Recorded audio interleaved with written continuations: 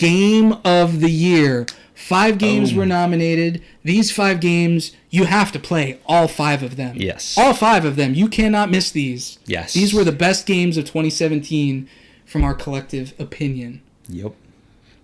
And the nominees are Horizon Zero Dawn, Nier Automata, Persona 5, Super Mario Odyssey,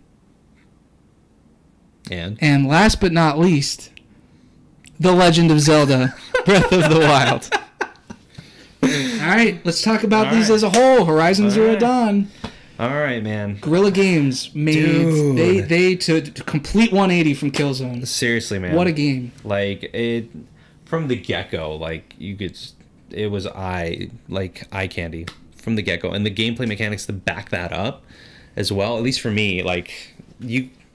It has a crunch to it. Like you feel when you stab something, when you shoot that bow. Exactly. And the way that like the control scheme for the bow and arrow works, like it just flows naturally. Like you hold L2 to go ahead and put up your bow. You pull back with R2, but if you want to cancel that, you let go of the bow too. And it's boom. And it puts your It's automatic. Yeah. Dude, it's so intuitive because it's just like, okay, what am I going to do? I'm going to go ahead and put down the bow. It's very similar to the control schemes in from a natural feel to Shadow of the Colossus. Yeah. Where like when the Colossus starts flipping around, you hold on to dear life with R1 and you can feel yourself flipping. I mean, it's like, don't let go. Oh my gosh, so freaking good. The story was amazing. The music was amazing. I mean, as a full package, I am so glad that I forgot about that pre-order because when it came, it blew my mind. What pleasant surprise is an understatement. Yes. Yeah. Yes. Horizon Zero Dawn. Next up, Nier Automata. This is all you. I know. I was not expecting that much. There was actually, having gotten through Zelda, having gotten through Persona, I was like, man, I don't know how any other game could even compete with those games. Knowing that Mario was coming out later in the year. I'm like, sure, I'll play Nier Automata, but I'm just not expecting a whole lot. And wow, was my mind blown. What a game.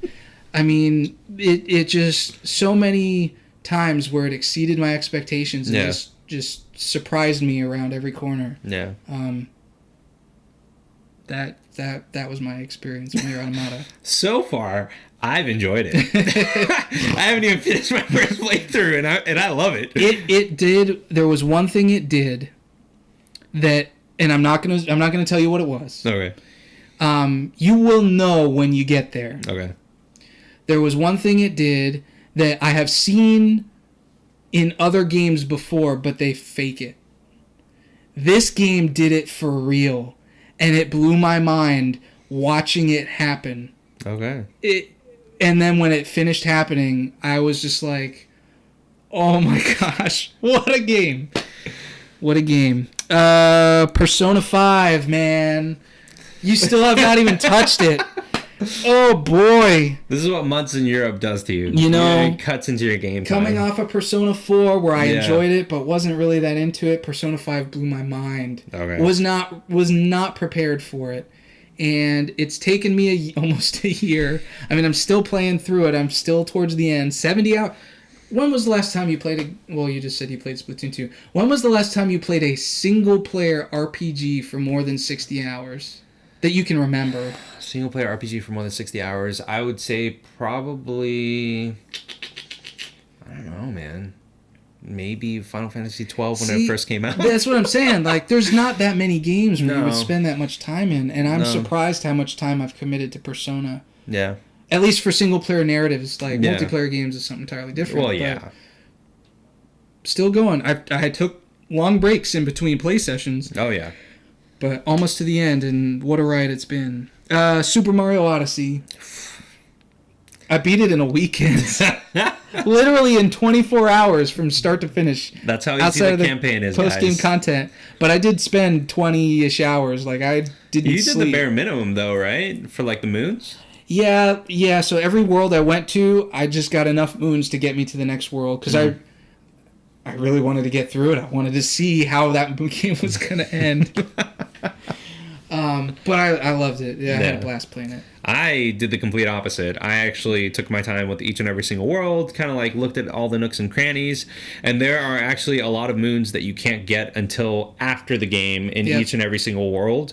So, and there's a reason to go to each and every single world afterwards in the post-game content. Multiple reasons. Yeah.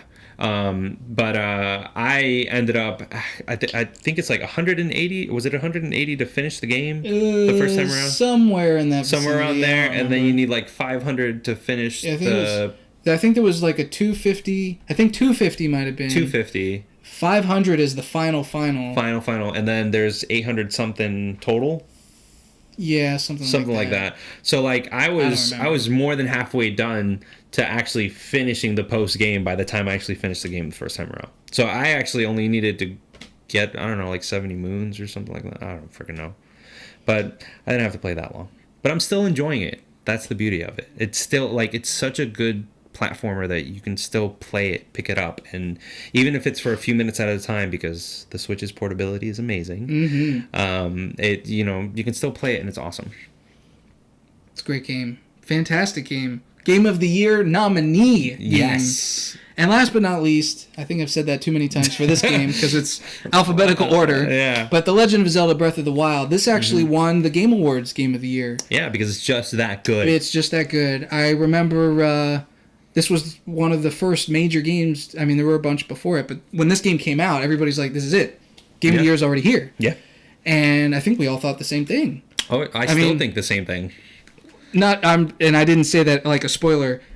At the time, we all thought. There's no question. Oh yeah. Like nothing will rival this game. It was so good. But then we got Persona 5. We got Nier Horizon. You said you played it right around the same time, so that's why I'm speaking that a little bit backwards.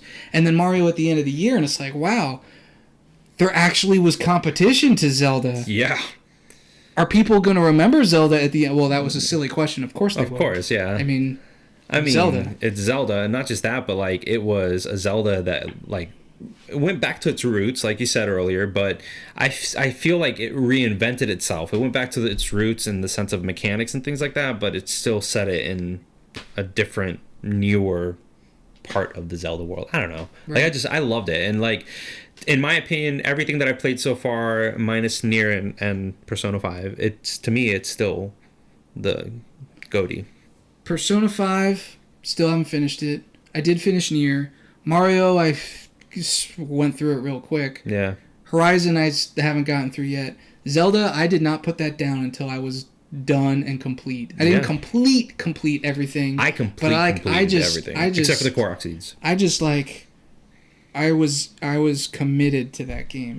Mm-hmm. What a game. Oh yeah. Well, like the only reason I didn't complete the Korok seeds was because the puzzles became very redundant. Like it became so repetitive. It wasn't like Super Mario where like your curiosity kind of like brought you into different areas and you could like put things together and whatnot. Zelda was very repetitive in that sense. But everything else, all the shrines, I did them all. I have everything. It's such a great game. I love it.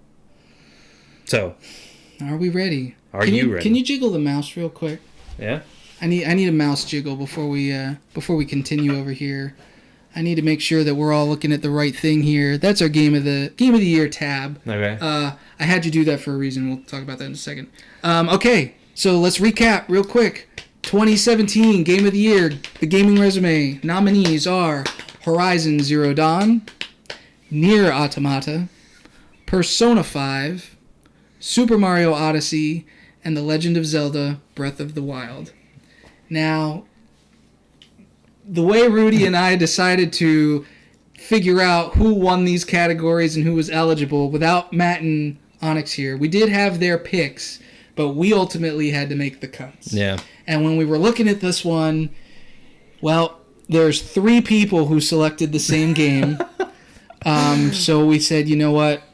We didn't want this to be a majority rules. We wanted to really talk about it. But since it was just the 2 of us, we looked at that and said, you know what?